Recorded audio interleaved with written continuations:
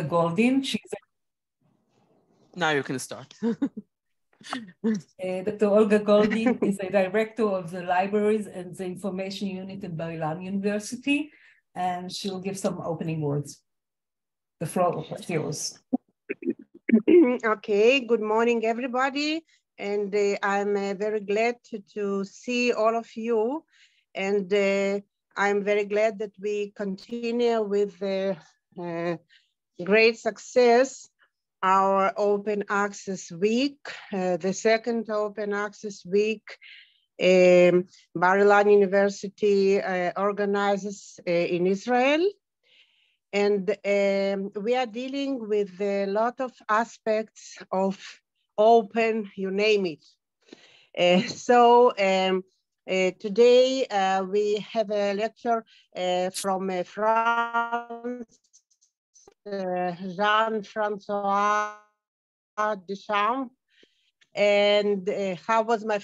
And Jean presents also something which is very important. It's the role of the European Union in all those processes of open science, open access, and open, you name it. And why it's very important, because many countries just get support, get some kind of policies, some opportunities to be in groups, international groups and committees, and in this way also promote and develop this very important subject. And of course, we are in Israel very curious and very interested in getting this know-how and this experience, and get involved also by getting information in what happens in different countries, in different universities and colleges, with different kinds of researchers. So I hope today all of us will get additional portion of some interesting and useful information. And I wish all of you to enjoy this presentation. I wish Jean-Francois success with the presentation. And I also invite all of you to join our further events of Open Access Week 2023 at Bar-Ilan University. Thank you very much. So now it gives me pleasure to introduce Jean-Francois Dechamp. He's a policy officer in the Unit of Open Science in the European Commission, the European Commission Directorate for General Research and Innovation.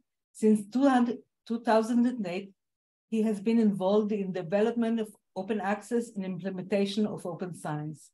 Before joining the Commission, he held various positions in Italy, the Netherlands, China, and Belgium, focusing on regulatory affairs in pharmaceutical area, humanitarian aid, and health advocacy.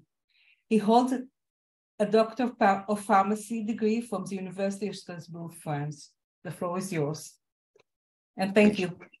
Thank you very much, all of you at the Bar-Ilan University. Thank you in particular, Simcha and Sarit. You've been my main contact during the last months for this Open Access Week. Congratulations on the second edition.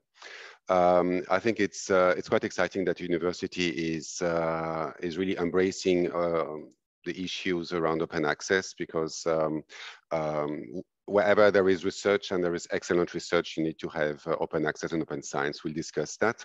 I have a series of slides that I'm going to show you now, and don't be afraid, they might be a little bit long, but they are going to be for you also as a kind of handover, I would say. Let me just minimize and put in full screen. I hope this is going to be fine, that you are not going to see too many big black screens. Let me So please tell me someone, I think you should see the whole slide, right? It's okay. Good, excellent. So what I'm going to do in these kind of 50 minutes that we have together is to give you a flavor of who we are, what we are doing, what is cooking in Europe.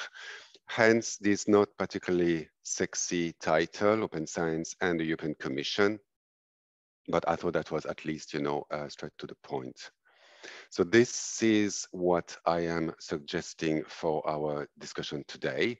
A few words of introduction, telling you also who we are as a European Commission. And then I thought, because I had to eliminate also a few topics, to focus on open science in Horizon Europe, because also maybe some of you are also grantees from the Horizon programs, we see that.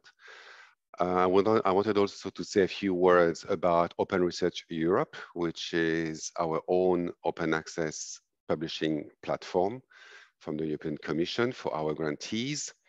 I will say also a few words on open science in Europe, and then we'll have some closing words, some discussions, I hope. So a few words of introduction, and I think the best thing is always to say who we are, what is the European Commission in the context of research and innovation. We wear different hats. We are a policymaker. That's usually what everybody thinks about when you ask, what is European Commission? We are also a funder, because we get fundings from 27 governments, from what we call the member states, and we redistribute that money.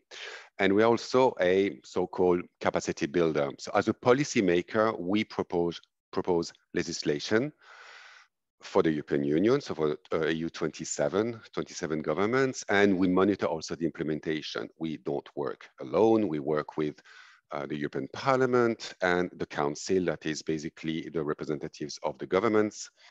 And overall, we manage EU policies, and that is valid for open science. We are a funder, so that means that we allocate funding that comes from the EU member states. And for instance, in Horizon Europe, which is the research and innovation funding program of the European Union.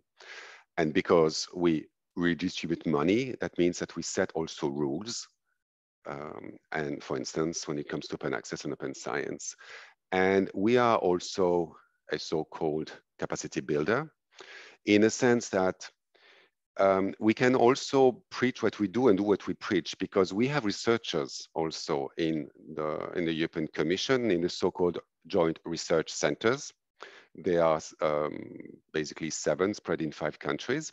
And we fund also infrastructure that support our policy. So that is to give you an idea. I think what you should keep in mind is that we are not only a legislator, because also of our 2 other activities as a funder and a capacity builder. With this slide also, I wanted just to show a little bit the connection between Israel and Horizon Europe. So your country joined Horizon Europe, our research innovation program, in December 21, but there is also a long history of association to the previous framework programs, because they are for 7 years. And since 1996, it's been quite a successful cooperation. I think that out of the non-EU countries, Israel is the 3rd one in terms of number of projects. So you can see 5,000 joint research projects on record since 96. It's quite something. There was also excellence, for instance, when it comes to innovation, and one of the EU prizes for women innovators 2 years ago was handed to this distinguished lady. And yes, and there are also, I mentioned the Joint Research Center, and there are also a number of agreements between Israel and the JRCs. So you see your position, which is quite privileged, but you earned it, I guess. So we talk about open science. I'm not focusing only on open access.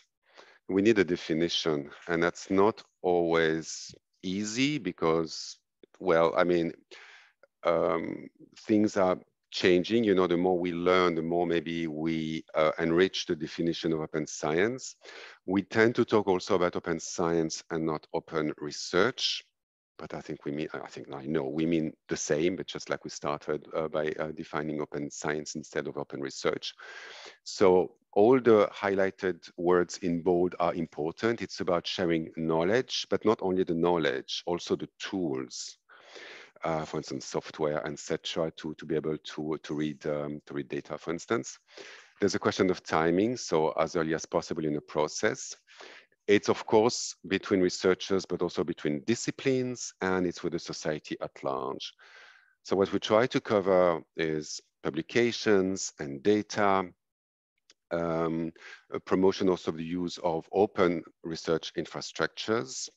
Very important in our narrative is also the importance of open science for the reproducibility of results, hence also the concept of open licenses. And there are also some elements that are more recent, like open peer review, for instance, as opposed to the closed peer review. And yes, collaboration with everyone, and in particular the citizens. So why are we interested in open science? Not only because we're a funder and because we also have our own researchers.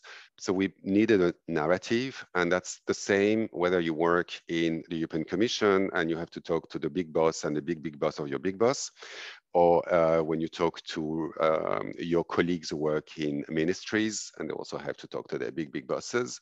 So we need to create also a narrative to explain the interest of open science. So we talk about the quality and the efficiency of research and innovation, about the creativity also that open science is nurturing, and also the trust that the openness creates when it comes to results, and the engagement also that open science creates among researchers and also in connection with citizens. So we build also our narrative on recent experiences, and the good aspect of COVID-19 was also the importance of the openness of the results found by researchers, how different governments, different countries shared the results.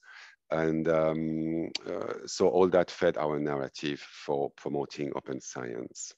Now, I wanted to talk about, as I mentioned, Horizon Europe, which is our research and innovation framework program. In the first slides, I want to show you, I mean, in this one in particular, is that when it comes to the European Commission, we didn't have any evil plan. And you know that we distillated year by year. We have been learning by doing. We started looking at the issue of open access in 2006.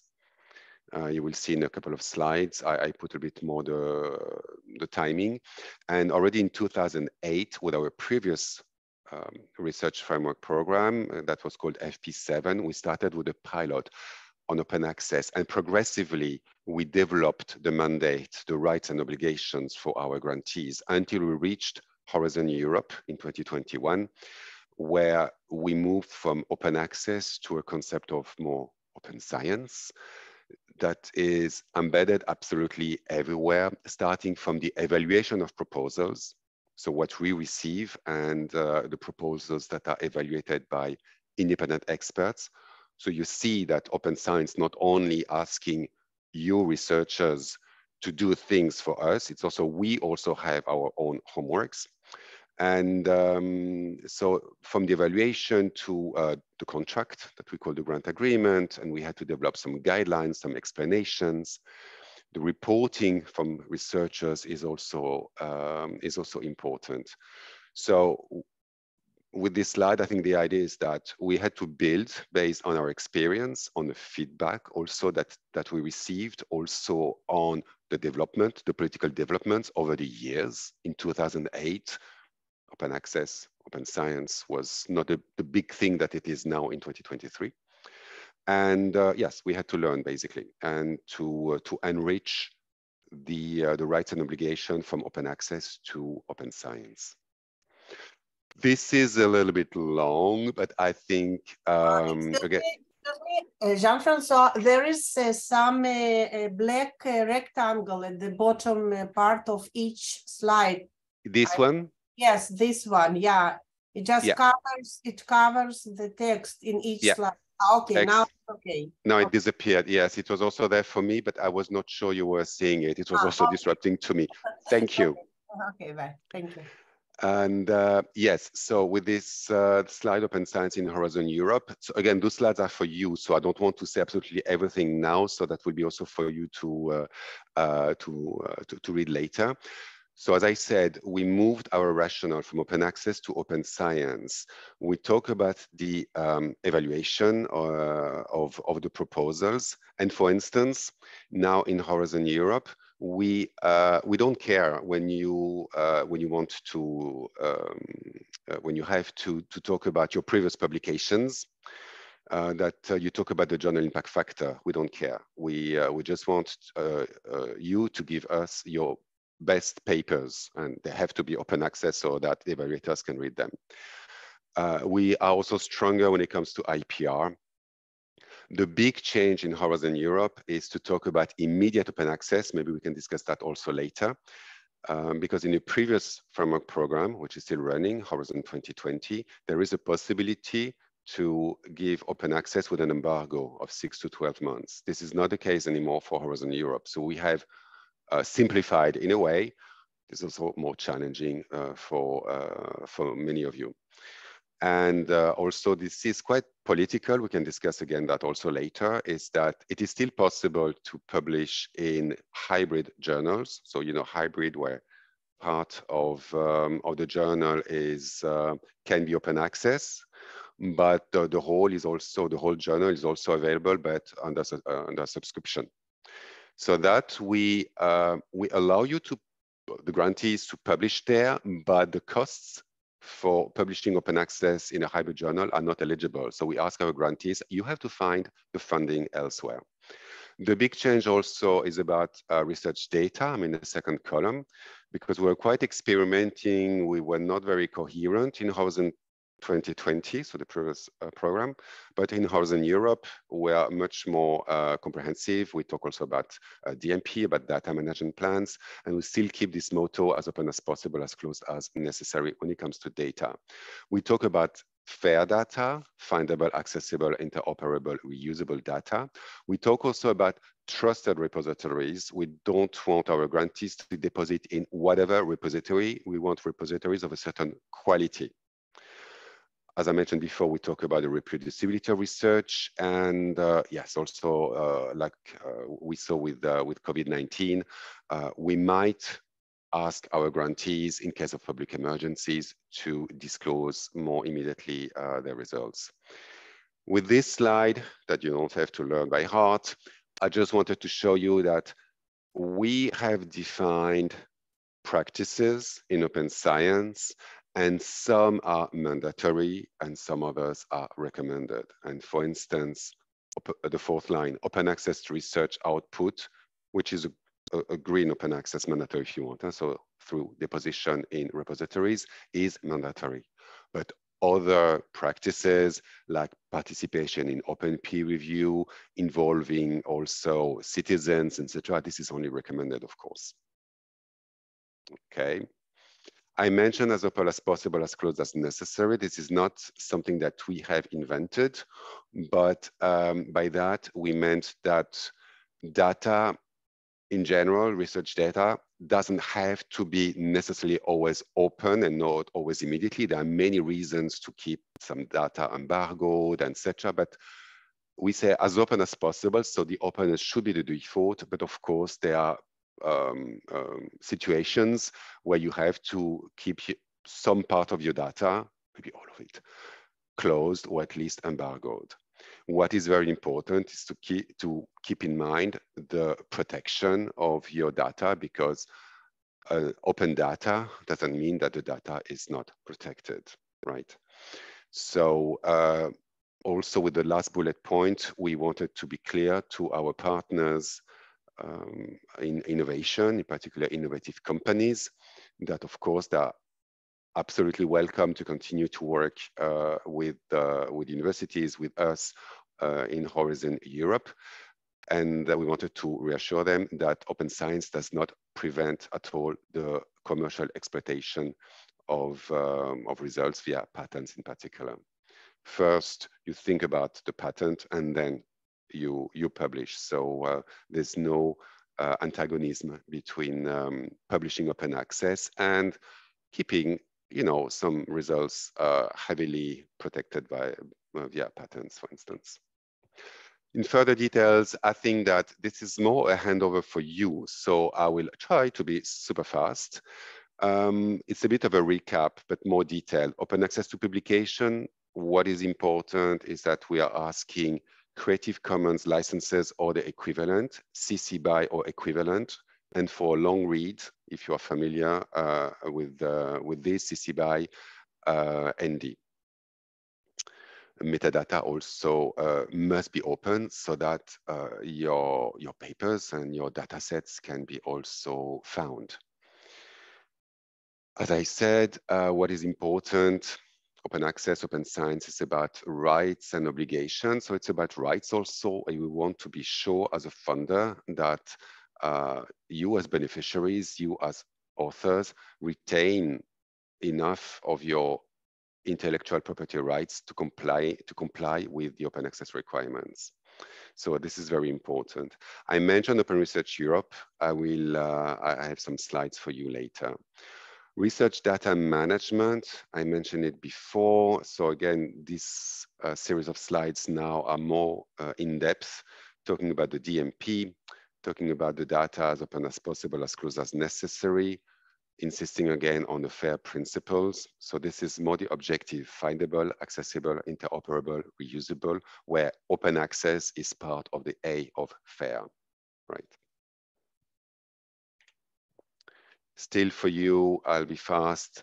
I mentioned trusted repositories. So this is something also that we got from our feedback by working previously on FP7 and Horizon 2020, that not all repositories are of a sufficient quality to ensure the curation, preservation of the data, hence the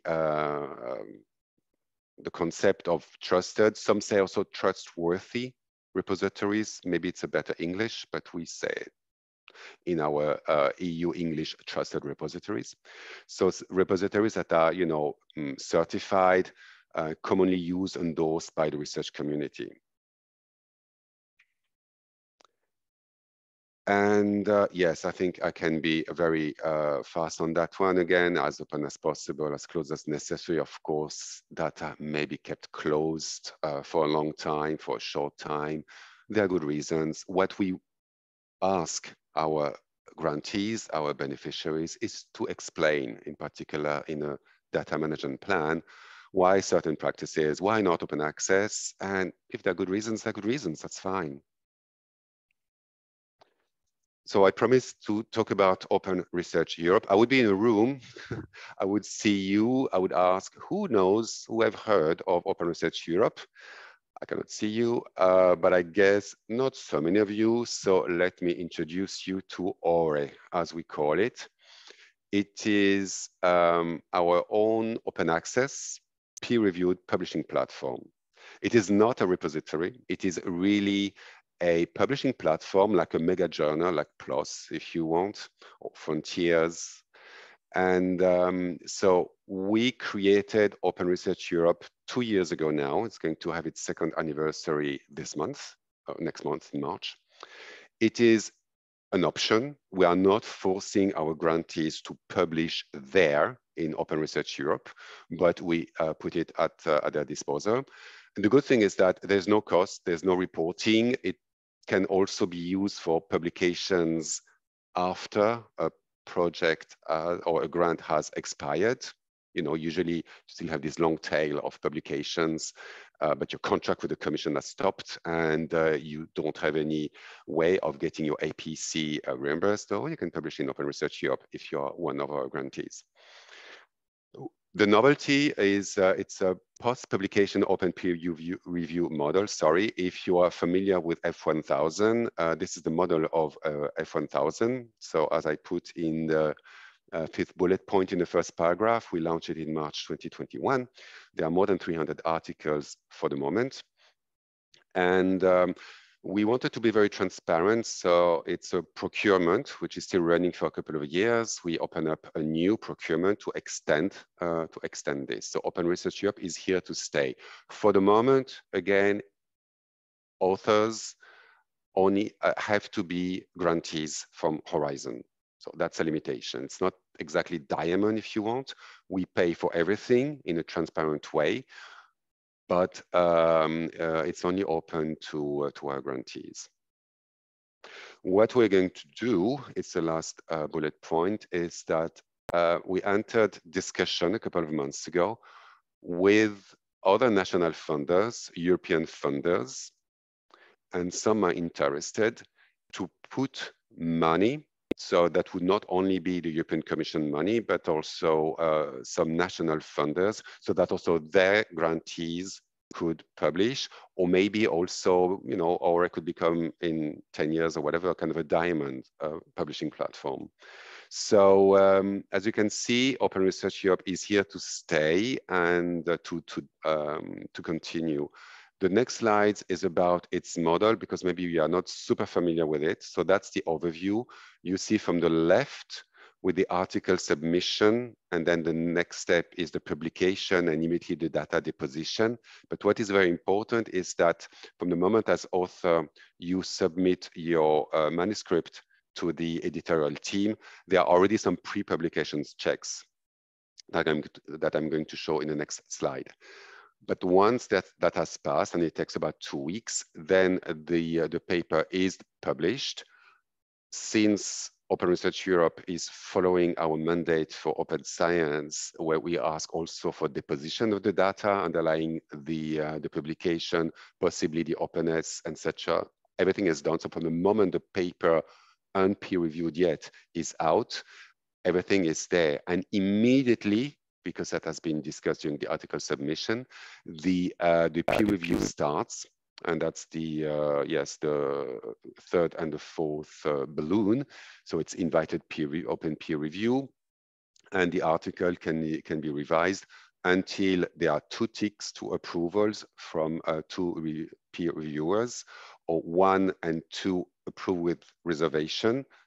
So for a total of 3 peer reviewers, and then the paper has passed peer review and is sent to indexers and to repository. Okay, so that's the model, and it's open peer review in the sense that if you go on Open Research Europe, you will see that the names of the peer reviewers is known, so they can also be rewarded for that, maybe by the university for that work. And you can see all the various versions. So I mentioned the pre-publication check, just to say that it's not that, you know, whatever paper, boom, is sent and is immediately published and voila, and then starts the peer review. There is some work which is a bit invisible, as is normal publishing, checking the plagiaries and the ethical aspects. For the moment, we only accept publications in English, so there's also a language review, and yeah, the availability of the data, etc. So this is how basically it works. What is interesting with Open Research Europe is also what is interesting with our framework program for research and innovation is that we are not specialized in one field or the other. That makes things also quite difficult for us as the European Commission. We would be funding only natural sciences. That would be easy, but no. We go, you know, in all possible disciplines, including social sciences and arts and the humanities. And for that, there are then different types of articles, not only the classical research articles.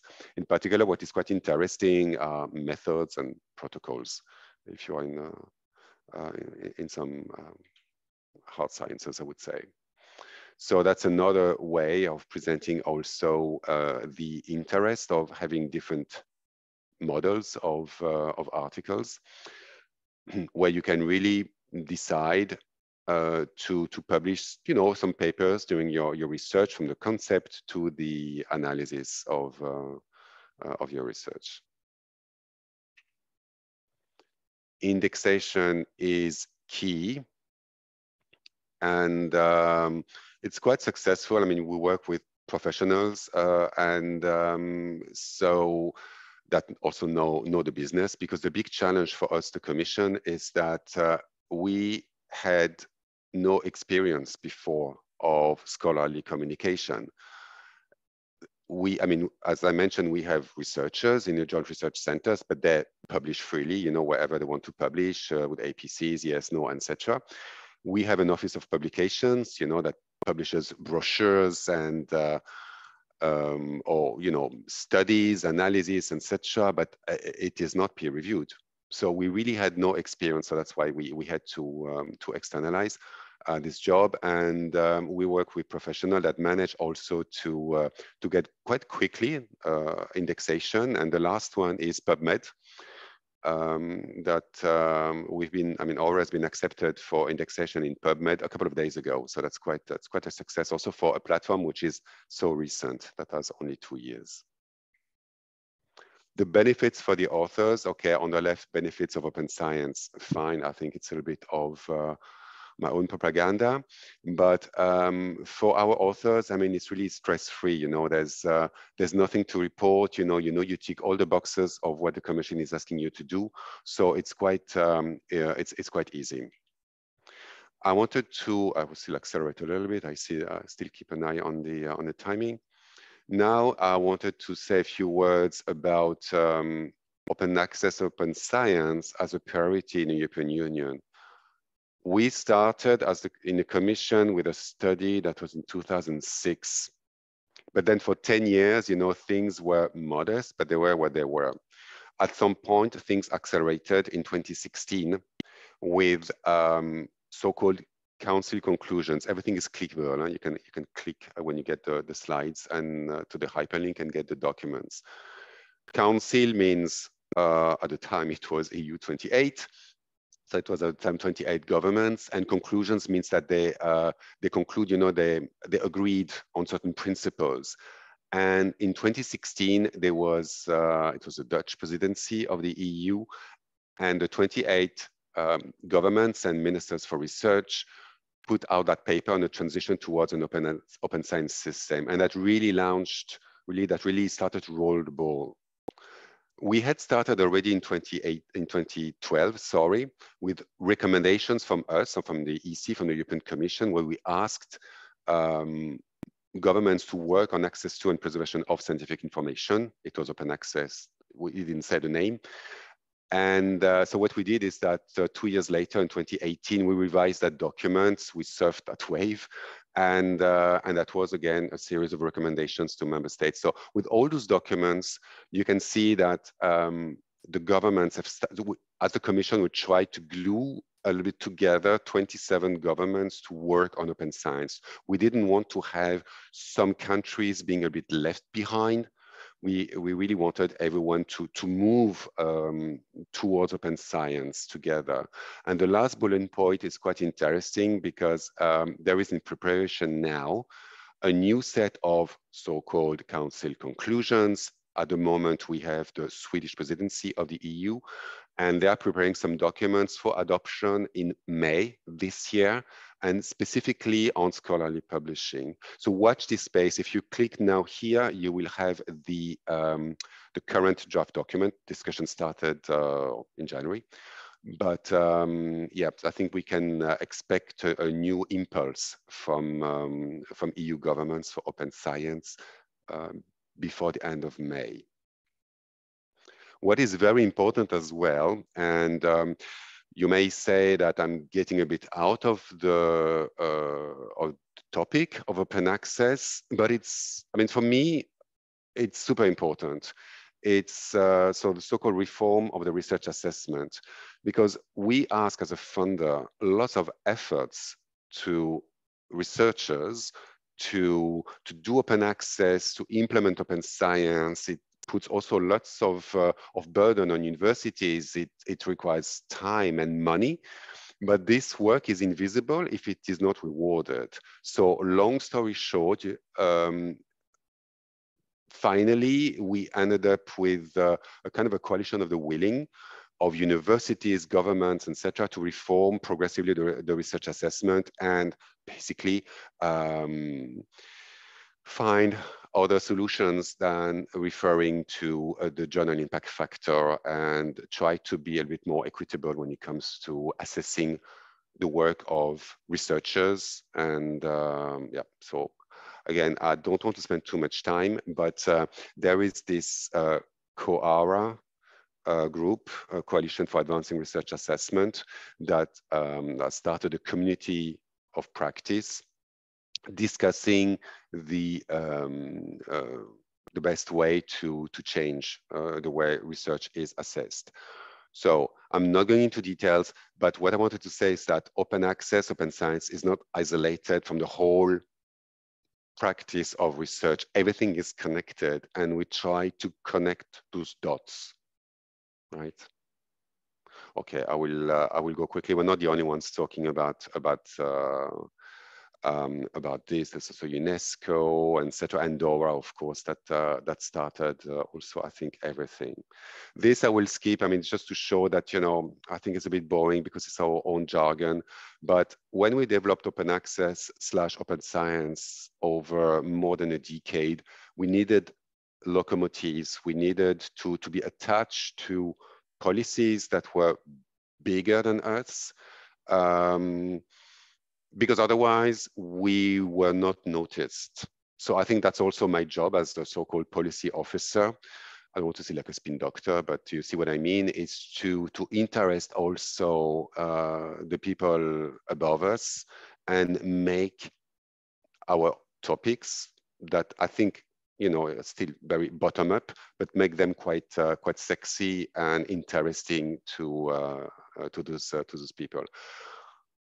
One slide, and again, because I cannot spend too much time on that, and I still want to leave like 10 minutes for discussions. It's open science and copyright. It is super, super important because since also we base a lot of our open access mandate on green open access, so on the possibility also to archive, self-archive a copy of the paper and make it open access from a repository, there are some constraints when it comes to licenses. So there's lots of works, lots of discussions. This is very Eurocentric, I think, because it's about our own legislation for intellectual property rights and copyrights and licenses, but it is very important. And I'm very happy that the discussion started to be quite serious a couple of years ago. So again, I can't spend too much time. Now, maybe to start also with the discussion, I wanted to have just the last couple of slides. Open science for better research practice. Yes, I think the problem maybe with open science is that we're still using tools and a way of thinking that is based on the past. And we still have to adjust to a new way of thinking. And it will take, if not, you know, half a generation of researchers, at least one full generation of researchers to move from competing, you know, individual competing scientists and rewarding them for, you know, okay, excellence is fine, but it's still very individual, to rewarding more the collaboration, you know, and publish or perish, to publish more as openly as possible, etc. So we try to move this paradigm, and this is what stimulates us. We have, but this is very personal as well, you know, these elements of a vision for scholarly communication, where again, it's a different way of presenting, I think, the same idea about the importance of sharing, about openness also of the ecosystem. What is more new, what is more recent in our thinking, and I think it started a couple of years ago, also because of criticism of us in Europe being, again, too Eurocentrical, thinking too, you know, as the rich guys, although they are not very rich countries in the EU, if I may say so. So it's not that, you know, everything is absolutely rosy in Europe, but it's a question of equity. So, and it's true that maybe with a system of APC, where you have to, the institution or somehow the funder, the rich funder pays for open access, is something which is not the best for best of the systems. So this is very personal. The failed promise of a brave new world. The problem is that open science has inherited inequalities, and it's not that magically these inequalities are going to disappear because you practice open science. So we have to work all together for a better equity in open science. And I think that will come also with requiring more transparency in general, including also to some publishers, to know the cost of what you pay for, or what somebody pays for.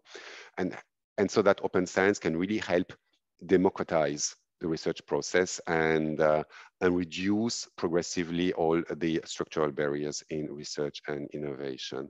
This is the last slide, which I think encapsulates a little bit everything. I didn't mention the cloud, European Open Science Cloud, again, because I cannot cover everything. And I think that with this, I will thank you, and I will stop sharing my slides. And I will see you now, yes.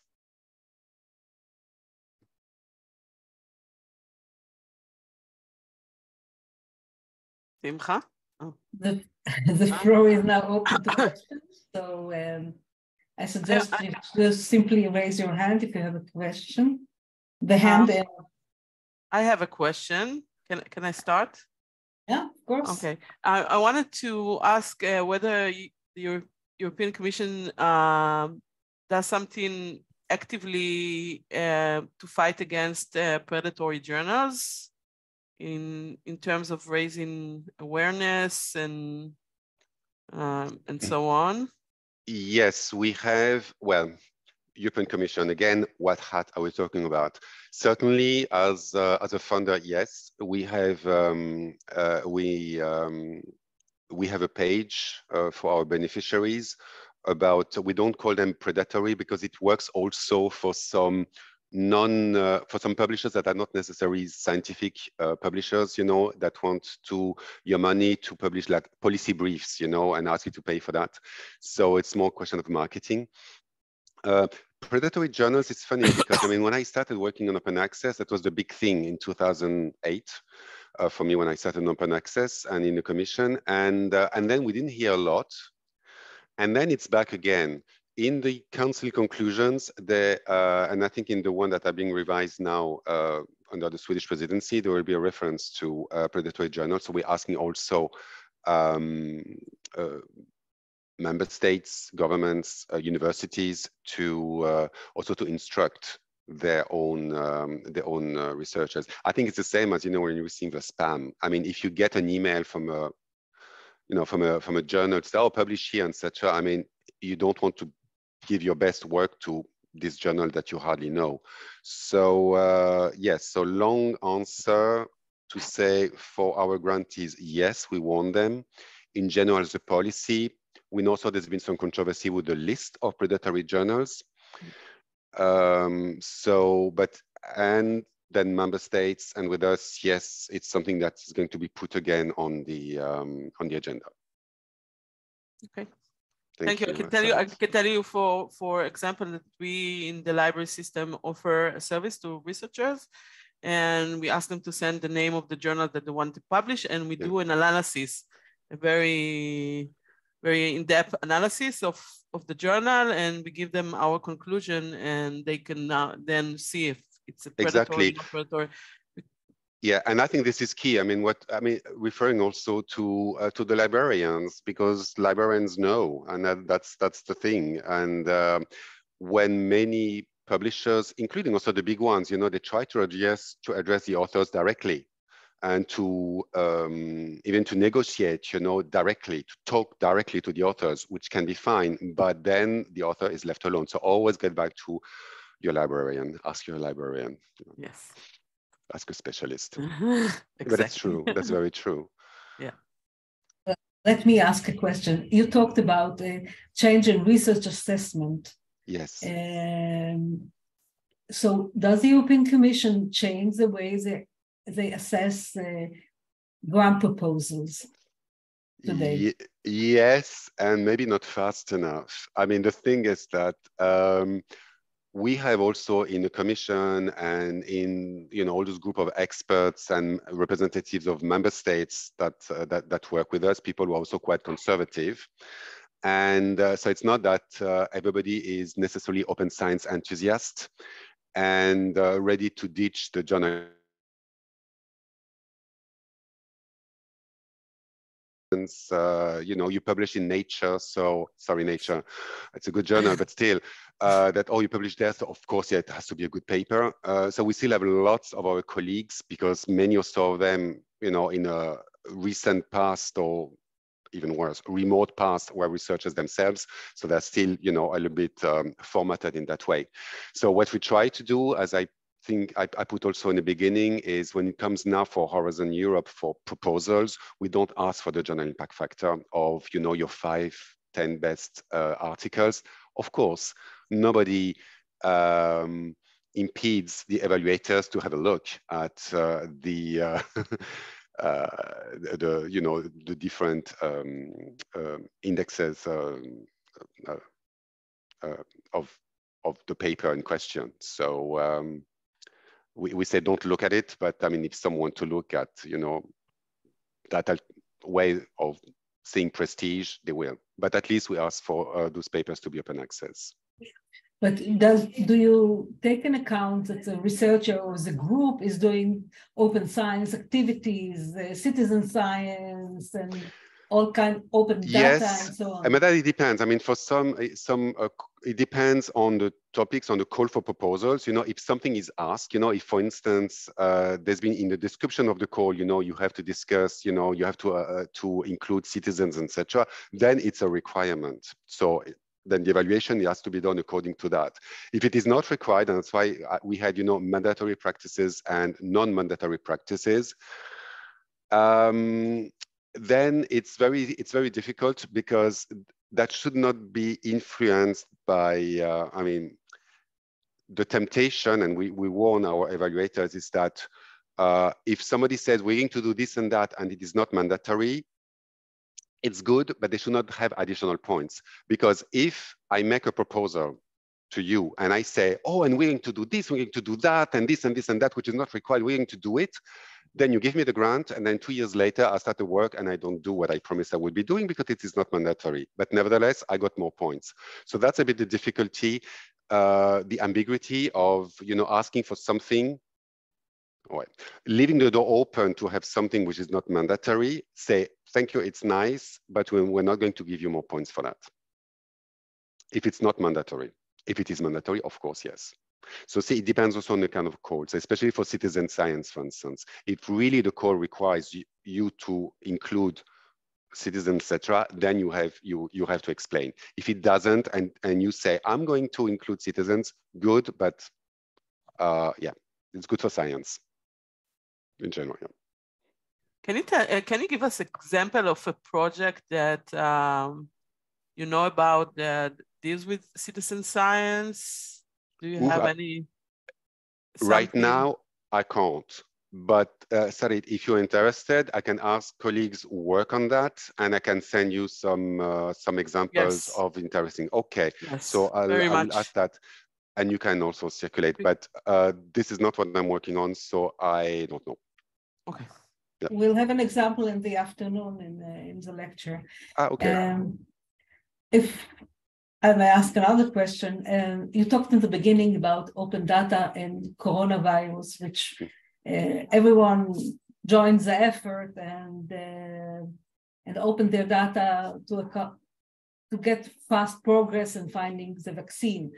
But I think it vanished, and we went back to the situation we had. Why do you think it's so difficult to make researchers open their data? I think we always come back. I mean, that's a bit my motto. I'm a bit one-track minded, but it's still a reward, because if it's lots of work to prepare the data set, anonymize if you have to anonymize, think about it, be super structured in your research, and if it is not rewarded, and if you don't have also money for that, then you don't do it. So I think we have to create a kind of a virtuous circle, and also to make understand that researchers, and I'm not a researcher myself, work also not only based on the papers of others, but also the data sets of others. So if there is a super high recognition of the quality of papers, of the excellence of papers, but there's not so much when it comes to, the excellence of having, super clear data sets and providing also the software to read your data sets, etc. So that's this culture that we would like to change, and also the guys from COHARA, so the Coalition for the Reform of Research Assessment, are trying to do, is to create more this virtuous circle of recognition of not the sexy part of the work of a researcher, I guess. So it has to be mandatory, because it takes a lot of effort. Yeah, Otherwise, I mean, we make it mandatory for the data underlying the publication. So for that we say, if you publish a paper, then the data, and you say those are my results, you need also to, unless you have very good reasons to explain why, but your data has to be available to other researchers. Otherwise, you just claim something that nobody can check. Is there any other question? Yes, I see one. Audience? Yes, I have a question. Yeah. Actually, two questions. First one is as a continuation to Simcha's first question. Do you feel any trends inside the universities in Europe, university management, regarding the awareness and understanding of open access publishing importance, and of course in the area of assessment and evaluation, if there are any changes regarding open access? And the second one I will ask later. Okay. Absolutely, yes. There's been a big change. I mean, the thing is that also the way we work in the Commission, and I realized that was maybe not always clear in my slides, is that we don't work in isolation. I mentioned the member states, but of course there are so-called stakeholders. So we are always in dialogue with various representatives. Of course, there are the publishers. I'm not going to talk about them now, but university associations, yes, and there are many. I mean, the biggest one is EUA, European University Associations, but you have smaller ones, LERU, the Guild, Unica and others. And yes, so we work with them, and we saw the changes. And those are the ones who also came to us in the beginning. So okay. Absolutely, yes. Okay, thank you. And the second question is, because we in Israel still do not have the national policy on open access and on many things in this area. Just want to ask you if you know which institutions or authorities in different countries are responsible for a national open access policy. Well, I mean, that's a very good question. And you see the advantage of the EU is that what we did was we were a bit, the cement, the glue, talking to 27, 28 at the time, ministries of research. So as they say in French, l'union fait la force, united, you're stronger. And then we could really, create a kind of a synergy, of an energy, because as I said at some point, the idea was that what we said, and again, we had, universities talking to us. So we talked to the member states, to 27, 28, and say, okay, if you, if you are not moving now on open access and open science, the others are going to, and you're going to be left behind. So we created that kind of emulation. So some started, some dragged their feet. Yeah, but it's not a priority. We don't have the money. We don't have the knowledge, etc. But then when you have some big countries, and we know who they are in the EU, start to be quite strong, and etc. So that created also kind of emulation for everyone, because we didn't want also the poorest, this is not politically correct, but you see what I mean. I mean, countries or regions in Europe also to be left behind. So for you, it's a bit more difficult because you're one country. And so, yeah, that's your Ministry of Research and Innovation. And it's you universities working together, you know, talking to your the services of your ministry and your minister, and saying, look what they are doing in Europe. Look, also know what they're doing in the US as well, very recently. So, and say, you know, Israel can, you know, need to have a policy for open access and open science, because otherwise we'll be left behind. I don't think you're going to be left behind because you're quite strong. But that's what we are trying to do. In France, it's much. even in the law. Yes, there are some laws. Yeah, absolutely. And you're not the only one. Yeah, and also what is very important, I saw for France with my country, I mean, it's also, as you might know, so Simha, it's also kind of, you know, sometimes it's one person behind who is really doing lots of work, but I think it's been the same also for us, you know, a couple of us, you know, really pushing internally. So if you have the right person at the right place, that helps. And in France, Marin Dacos, for instance, has been really super pushy. He did make lots of friends. Champion. Yeah, it's a kind of a champion. Yeah. Thank you. So is there any other question? Okay, so there's no more questions. So I want to thank you again for a very interesting and informative talk. It was super interesting to me too, because it's you know, it's we've opened the door now. I mean, we can maybe also talk later, and Sarita will get back to you also with some examples later this week. But we need also this sort of collaboration,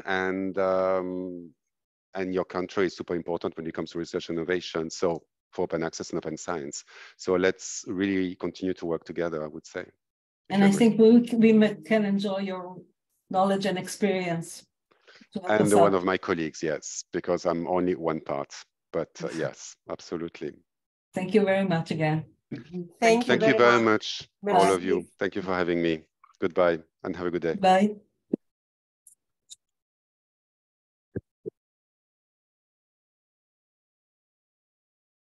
תשארי שנייה על הקו.